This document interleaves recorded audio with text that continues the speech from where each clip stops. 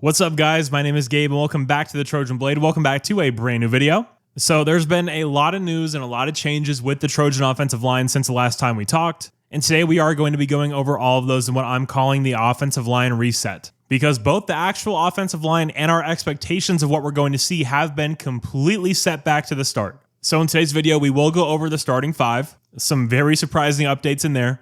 And then I'm going to tell you what I think we can expect going forward from this group. Oh yeah, and there's also a massive update on DJ Wingfield, which I'm sure most of you know already, but if you don't, we will go over that as well. And guys, of course, if you are enjoying the videos, please do leave a like and subscribe to the channel if you haven't already. Thank you guys so much for all the support. Really appreciate you being here. Now let's get into it.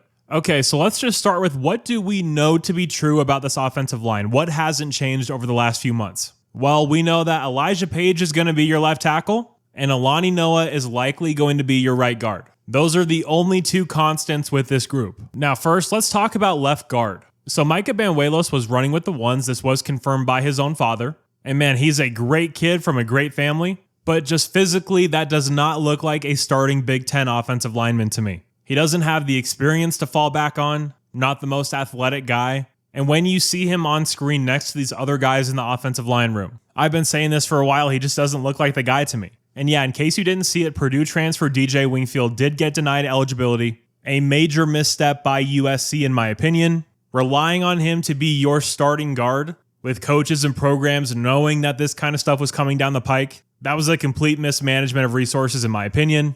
But yeah, DJ is out for the entire year. He cannot play again. So if it's not going to be DJ, I never thought it was going to be Micah. One scenario I had suggested, because we saw it last year, was Tobias Raymond moving to left guard. Now, a bunch of you yelled at me, said I didn't know what I was talking about, but the reports are coming out of camp that Tobias Raymond is likely to be your starting left guard. He came to USC as a tackle. He has the tackle next to his name on the roster. He's a very tall guy. But the way Tobias plays, he's a guard at heart. Very physical, very mobile, loves to pull, very good in a phone booth, and not the most gifted guy in space. This move makes all the sense in the world to me. Tobias Raymond is a big upgrade on Micah Banuelos, and I actually think he's an upgrade over DJ Wingfield. If you want to make yourself feel a little bit better, I recommend you go watch the Purdue Notre Dame game from last year. DJ just got absolutely dominated in that game. I mean, I hate to say it, but he was truly non-competitive in a lot of those reps. Tobias Raymond has played for USC. He's played at a high level. He's had some really good moments. He obviously had some struggles as well. When he got thrust into that Michigan game, it wasn't pretty for him. But compared that Tobias to the one we saw in the game against Texas A&M, a completely different player. He got his footing under him. He was a lot more confident. He knew what he was looking at. And making the move from tackle to guard, I think, is going to work wonders for him and this USC offense. So your left side of the line, Elijah Page, Tobias Raymond. Elijah's listed at 6'7", 325, and Tobias is listed at 6'6", 315. That's a big left side of your line. Give the ball to Wayman Jordan and run behind those two big guys. All right, now let's talk about the center position. And this one was an absolute shock when I heard people talking about this after that scrimmage. But Killian O'Connor is now your projected starting center heading into the 2025 season. That is stunning. Jean-Ray Reed, aka Big General, the transfer from Syracuse, that was supposed to be the guy. That was your plug-and-play option at center. And I like Killian O'Connor. He does a lot of good stuff, a very smart player. But guys, we're in the Big Ten. This is a former walk-on that is 6'1", 290 pounds.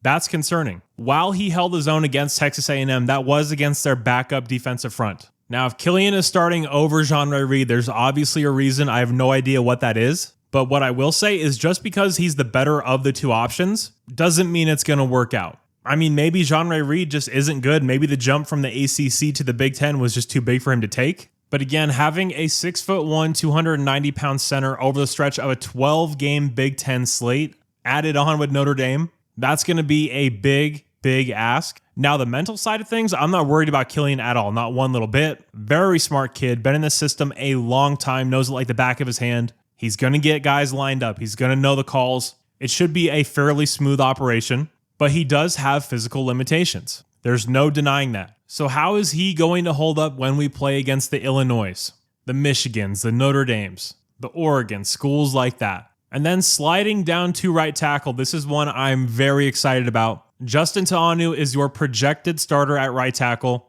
This is what I wanted from the beginning. Even when DJ Wingfield was going to play, I said multiple times on this channel, Tobias Raymond and Justin Tuanu are the best two offensive linemen out of Elijah Page And I said John Ray Reed, which based on his tape at Syracuse, I still believe to be true. Whatever's happening at USC for him to not get on the field, I don't have an explanation for. But having Justin at that right tackle spot, I think raises the ceiling of this offensive line exponentially. This is a tackle's tackle. He is so good in space, silky smooth with his feet, very good hand placement, very athletic kid. Size-wise, we're talking about 6'6", 315. He's got some long-ass arms as well. Now, that's a guy right there that the early part of the schedule is going to be huge for. Because, yeah, he came in off the bench against Texas A&M and played left tackle, and he played damn well. But it's a completely different ballgame. That was pure adrenaline, pure fight or flight. When you're in the third quarter against Missouri State, when you're grinding out a tough drive against Georgia Southern in the mid-second quarter, that experience is going to be invaluable. Because guys, don't forget, when he came in against A&M, he was a true freshman, off the bench at left tackle. For him to play as well as he did under those circumstances, I feel like it's not talked about a lot by Trojan fans, but it absolutely should be. Love Justin, very excited to see his growth in this system. Feel very good about the tackles. Feel solid about Raymond at left guard, but I am extremely concerned about both the center and right guard positions. And let's be honest, this is a spot on the offensive line we can't afford to lose anybody. We have to stay healthy. And the thing that concerns me most about the interior of that offensive line, I worry about the interior pass rush coming between the center and right guard. Jaden Mayava, at least to this point in his career, has shown us that he does not handle the pass rush very well. And when you're getting that pass rush from the middle, that is the quickest path to the quarterback. So if Jaden hasn't taken significant steps in dealing with that pressure and remaining composed, making good decisions, then that could definitely make things a lot worse for this Trojan offense in 2025. So yeah, again, the projected starting offensive line, Elijah Page at left tackle, Tobias Raymond at left guard, Killian O'Connor at center, Alani Noah at right guard, and Justin Tuanu at right tackle. Now, guys, of course, I need to hear from you on this. What do you think about this Trojan offensive line? Please let me know any and all thoughts you have about it down below in the comment section. And guys, if you did happen to enjoy this video, please do leave a like and subscribe to the channel if you haven't already. Thank you guys so much for all the support. You're all awesome, and as always, take care and fight on.